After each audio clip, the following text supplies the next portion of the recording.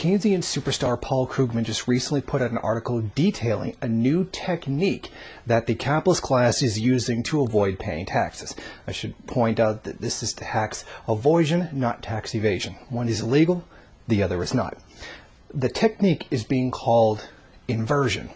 Now, he says that at this very moment, in order to try to save as much of the system as we can, Congress can right now shut down this loophole, but they're charging not to. And in the course of his article, he also talked about taxation. The federal government still gets a tenth of its revenue from corporate profits taxation, Nobel Prize winning economist writes. But it used to get a lot more. A third of revenue came from profits taxes in the early 1950s, a quarter or more well into the 1960s. Part of the decline since then reflects a fall in the tax rate, but mainly it reflects the ever more aggressive corporate tax avoidance that politicians have done little to prevent.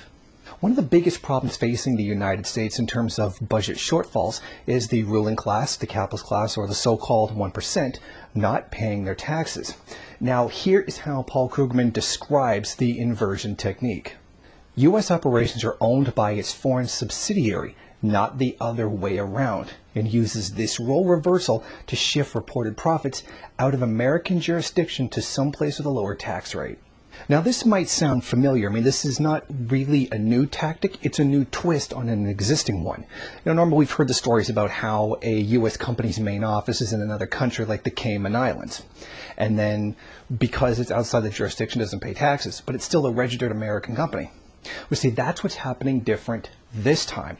There was a registered company in another country, and it owns the subsidiary that operates in the United States. So technically it's still a foreign country. And that's what's different about it this time than last time. Like, that's what they're doing now instead of then. A good example of this for Canada would be Canada Steamship Lines, owned by former Prime Minister Paul Martin. It is a registered company of the Cayman Islands, and all of its employees are Filipino. A U.S. example would be Walgreens. Technically, Walgreens is a company that resides in Switzerland. From there, Paul Krugman goes on to describe how opponents of any legislation to stop this are fighting back. Opponents of a crackdown on inversion typically argue that instead of closing loopholes, we should reform the whole system by which we tax profits, and maybe by stop taxing profits altogether.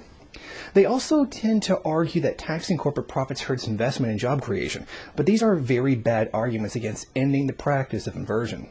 First of all, there are some good reasons to tax profits. In general, U.S. taxes favor unearned income from capital. Overseas earned income from wages. The corporate tax helps redress this imbalance. We could, in principle, maintain taxes on unearned incomes if we offset cuts in corporate taxes with substantially higher tax rates on income from capital gains and dividends. But this would be an imperfect fix. In any case, given the state of our politics, this just isn't going to happen. Furthermore, ending profits taxation would greatly increase the power of corporate executives. Is this something we really want to do? Marx spoke of capitalism as a giant system of contradiction. The falling rate of profit, the drive to get bigger and bigger profits, has a tendency to cause profits to decrease. And we're seeing the same kind of thing here.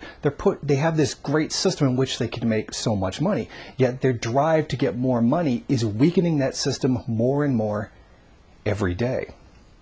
It's kind of like biting the hand that feeds you, or going to the bathroom where you eat.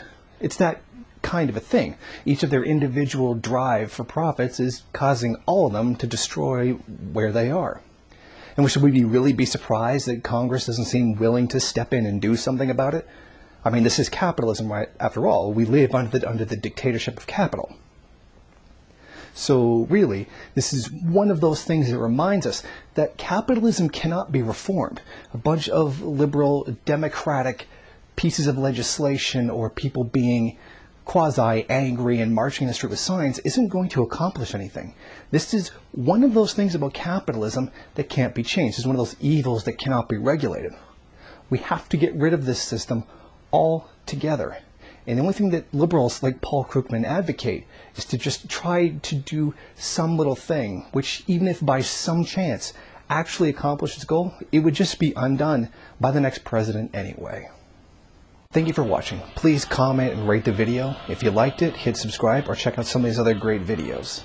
If you wish, share it on social media. And while you're at it, why don't you follow me on Twitter? And if you got time, go on over to the MRN bookstore and check out some of the latest books available.